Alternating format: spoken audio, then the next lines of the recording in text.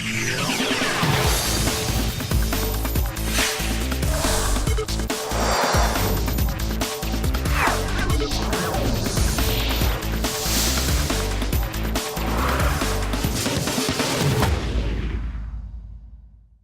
I'm Sean Lim, and welcome to After 10, Hollywood blockbusters in Seoul. The next iteration of the Avengers movie franchise started filming last weekend here in the nation.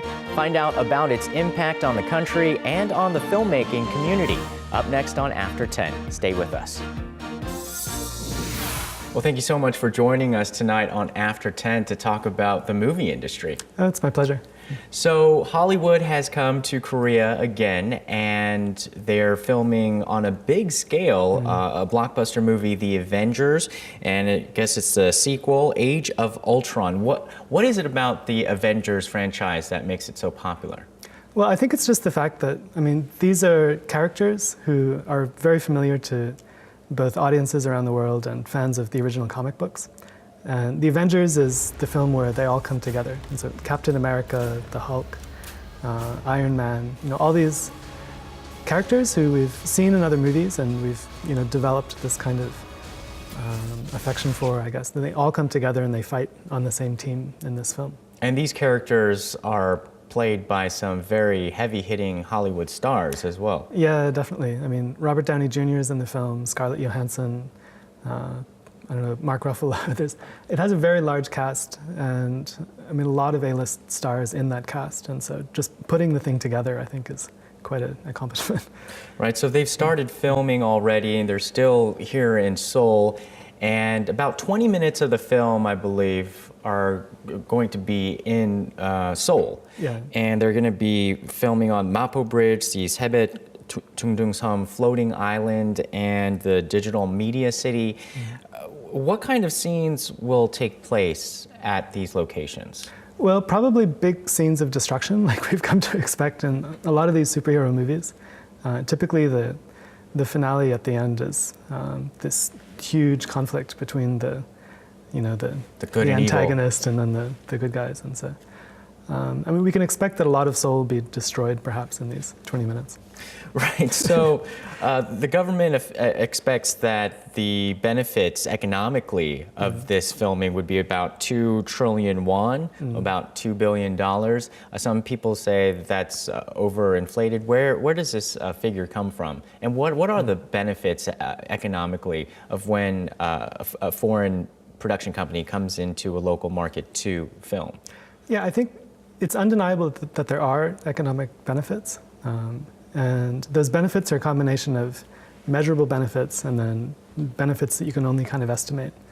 And so, the more abstract ones have to do with things like, the brand power, the brand recognition of Korea as a country, and added tourism. We might expect that this film might make people a little bit more aware of Korea and so more likely to travel. But on a much more concrete level, it provides jobs to a lot of people in Korea during the time that they're there. Crew members get a chance to work on this film that's on a huge scale, much bigger than any local film. And so they gain new skills, and perhaps this will indirectly help the Korean film industry in the sense that, these crew members will learn how to do things that they, weren't able to do before. And talk about some of the business arrangements of such a deal when a foreign production company comes into a city, works with the city government, and gets sanctions and approvals to stop major traffic lines and use public spaces. There's a clause where you have to return 30% of the fee. What is that all about? I guess people who have commented on our boards have wondered about that. Yeah, this is a thing that it didn't used to exist in Korea, and basically different countries around the world and also different states within the US, they offer this tax rebate as an incentive to lure these film shoots into their region. And so, for example, the state of Louisiana in the US offers a 30% tax rebate, just like Korea does. And so this is a fairly generous incentive. But the thing is that, there's so much, you wouldn't think it from the amount of money that Hollywood blockbusters earn, but there's tremendous economic pressure on Hollywood producers. And so if there's something they can do to save money, then they will change the location in the film to accommodate that.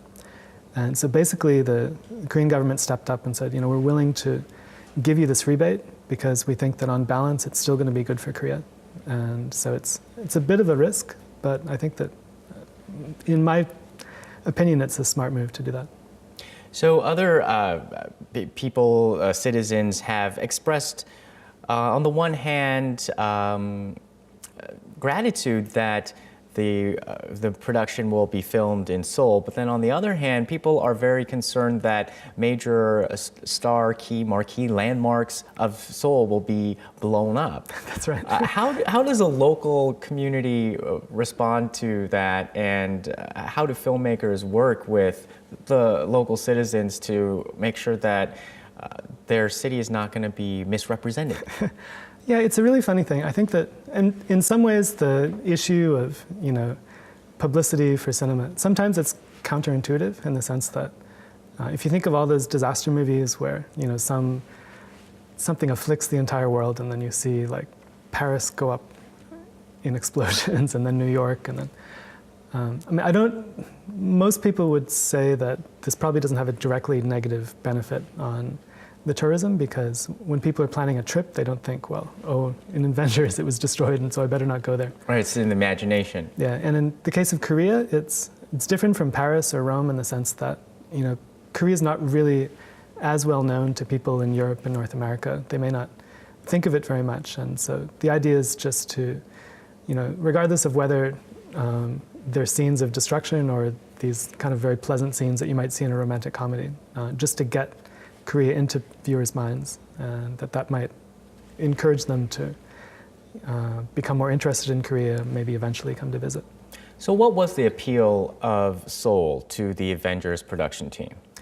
It was probably a mix of very practical considerations, and then also the fact that it is somewhat new. I think that a big blockbuster, they're always looking for new locations, and there hasn't been a blockbuster in this scale shot in Seoul, and so it will be something new for the Avengers movie. But probably, knowing the way that producers' minds work, probably the big incentive was economic, and that the 30% rebate probably was the deciding factor. Through a rebate or a coupon, they can work it into the script. Well, how does Seoul stand in the storyline? Well, the storyline, the screenplay itself is kept as secret as possible, and they're trying to keep, as much of a lid on the storyline and everything that's going on. But there are 20 minutes of the film, the film that will be devoted to shots in Seoul, and so, yeah, it's too early to say whether it presents Seoul in a very positive way or a negative way. I think that perhaps the people in the government who approved this project had access to much more information about the script than the general public does. But we do know that Korean actress Kim Soo-hyun will be featured in the film as a doctor, I believe. Yeah, that's right. And I think that in some ways it's a great opportunity for her, but also perhaps this is a gesture towards the Korean audience. And a lot of the citizens will suffer some inconveniences while this film is being shot. But when the film is finally released, they can not only see scenes from the city, but they'll also be kind of a local actress in the film. Iron Man flies above the Cheonggyecheon Stream. Avengers heroes in convenience stores and eating kimbap at a restaurant in Seoul. Internet and social network services are overflowing with parodies of the Avengers heroes who are posing in front of locations in Seoul.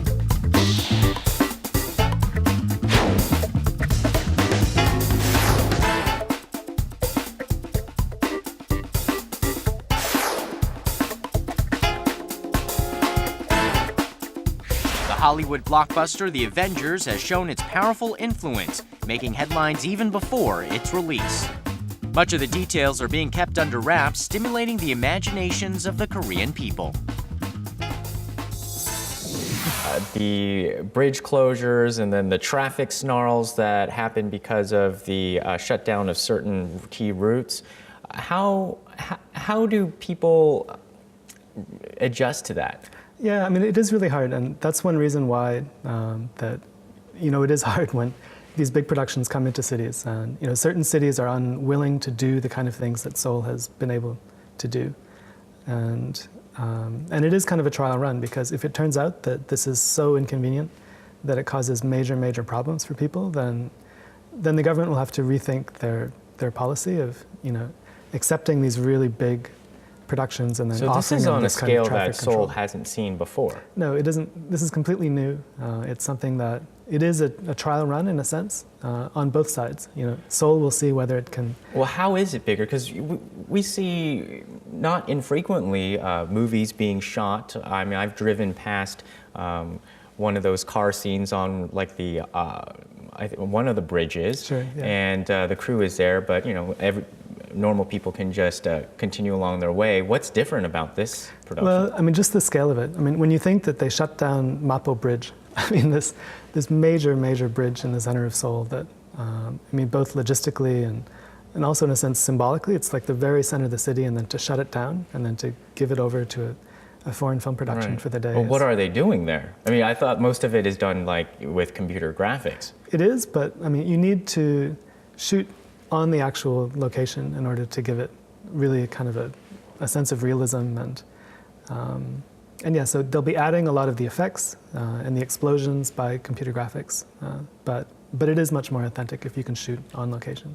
They're also blocking off these areas to keep the public out, Yes. to keep, like you said, some of the storyline and what's happening in the movie secret.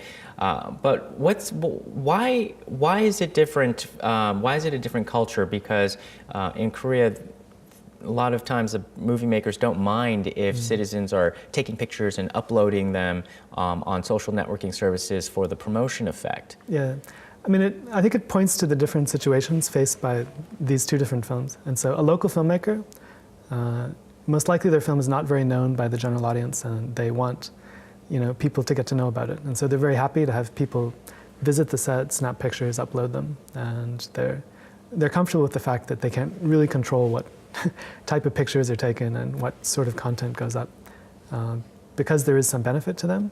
I mean, with the Avengers, they don't really need any more name recognition. Everybody knows what it is. And so for them, the key thing is to control the marketing.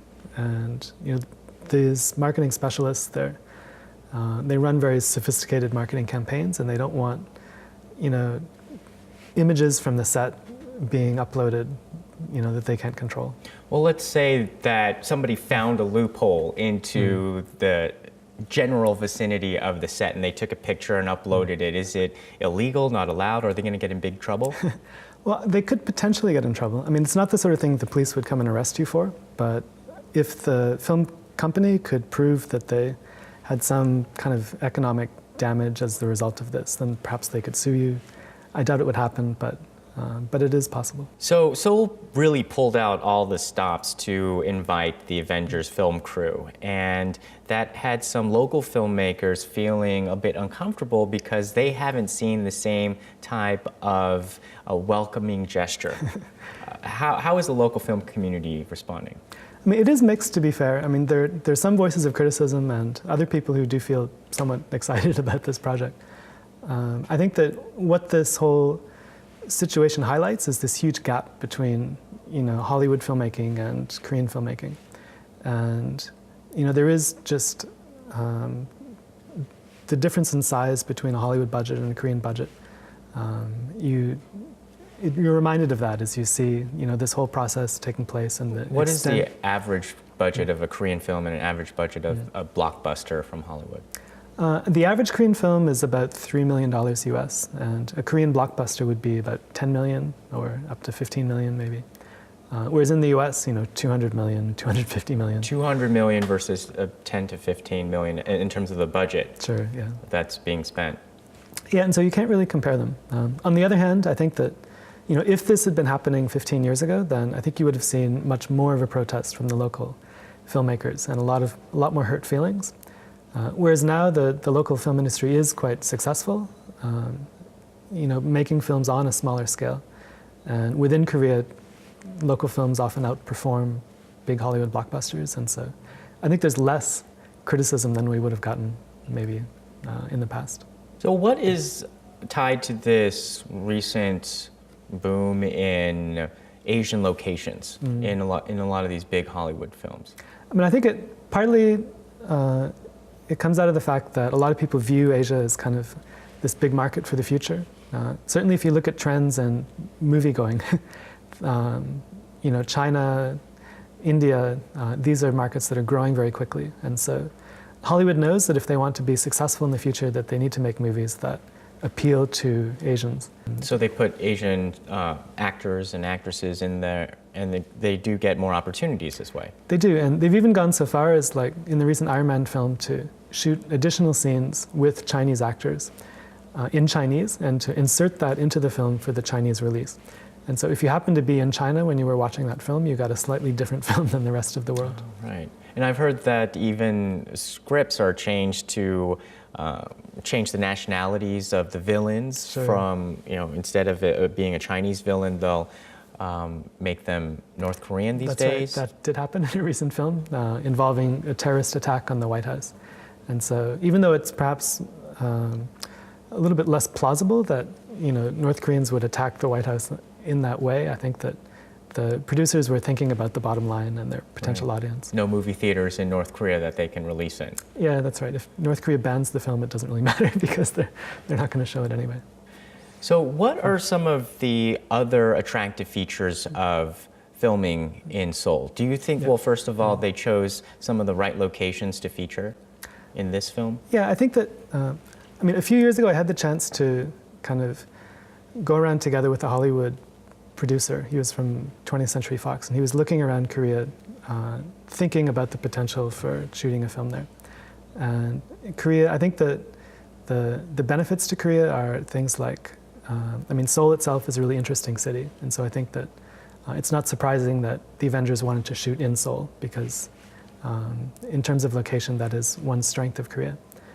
I think that in terms of practical issues like working with crews and the overall level of professionalism, he said that he was very impressed with the fact that Koreans would tell you up front what they can do and what they can't do. Whereas in other countries that just say, we can do everything, and then later you find out that they can't. On the other hand, I think that when you compare Korea to China, there's less of a range of locations, like sound stages, places where you can shoot these films. The infrastructure isn't quite as developed as it is in China. And so, the Korean government has been working to build new, sound stages for shooting on set and doing other things to help develop the infrastructure here. But it is a complicated thing. Well, how is the Korean government trying to market itself as trying to market Seoul as a city or other parts of Korea as a location where filming should happen? Basically, there are different organizations in each city, and so there's the Seoul Film Commission and then the Busan Film Commission. And they do a lot of work meeting with producers around the world. They go to different industry fairs around the world, and they promote their city. They talk about, for example, the city's willingness to shut down bridges in order to attract a Hollywood production, because not all cities around the world are willing to do that. And through this long, slow process, they're able to convince producers that maybe it's worthwhile to give a chance. But the real thing is that after the Avengers finishes shooting here, the producers and the crew are going to go back to Hollywood and talk about their experience. And if they had a good experience, then we can expect that perhaps more Hollywood productions will take a close look at Korea in the future. So if a romantic comedy were to be filmed in Korea by a Hollywood production company, what are some of the top key location sites that you would recommend? Oh, that's a good question. I think, Insadong is something that, it's an area that's kind of feels typically Korean, and, there are the palaces. But also I think Korea has this great youth culture, and if there's a way that the film could capture the youth culture of Seoul, more so than any particular location, then I think that would be like the real attraction. So Avengers, of course, is a movie we recognize as a huge blockbuster, but you yourself personally are working on a new project honoring independent Korean films. That's right, just this week. Everybody's talking about the Avengers and the shoot there, but we also held this event this week that is basically similar to the Independent Spirit Awards in the US. It's an awards ceremony to recognize Korean independent films. And what's it called? The It's organization? the Wildflower Film Awards Korea. So how many films did you honor? There were 7 awards given in total, and so awards like Best Picture, Best Actor, Best Actress. And who are some of the award recipients? Let's see, we had, for example, Best Actress was Chung Eun-chae from the movie Nobody's Daughter Haewon. Best Actor is a lesser-known actor. His name is Nam Yeon-woo, and he was in the movie Fatal. And then the top prize went to a movie called Jisoo, which is a black and white film that won a prize at Sundance last year. So why the emphasis on the independent films? Yeah, I think just, there's a lot of focus on the big commercial films in Korea. And, Korea's making a lot of blockbusters as well, and they're being very successful at doing it. But at the same time, there are a huge number of smaller films being made. And so myself and a number of other critics and people got together and we decided to try to start up something new that would shine more of a spotlight on independent filmmakers. And what is the essence of the independent filmmakers these days? Is there a running theme? The biggest thing is just there are huge numbers of independent films being made, and in a really diverse, range of styles and subject matter.